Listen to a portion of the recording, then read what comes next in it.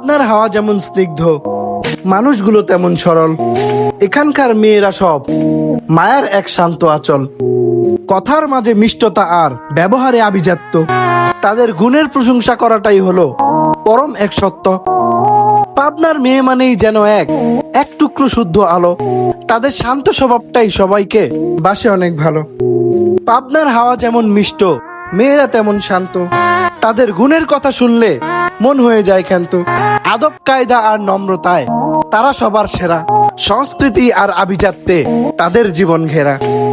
চোখের কোণে লাজুক হাসি, মাথায় কাপড়ের টান। পাবনার মেয়েরাই জানে রাখতে পরিবারের মান সম্মান। স্বামীর সামনে একটু ভীরু, একটু লাজুক মন, এই লজ্জাটাই তো তাদের সবচেয়ে বড় ধন। সারাদিনের ক্লান্তি শেষে স্বামী ফিরলে ঘরে পাবনার মেয়েরা আগলে রাখে পরম যত্ন করে। স্বামীর কথায় অবাধ্য নয়, সম্মানে তারা নত। পাবনার মেয়েরা সেবা করে যায় সারাক্ষণ অবিরত। ঘর গুছিয়ে রাখতে তারা জানে ভালোবেসে। পাবনার মেয়েরা দুঃখ লুকায় মিষ্টি একটা হেসে। নম্র ভদ্র পাবনার মেয়ে, গুণের নেই তো শেষ। তাদের হাসিতেই উজ্জ্বল হয় আমাদের এই বাংলাদেশ। 屋宇是因你注意，老子们要没有土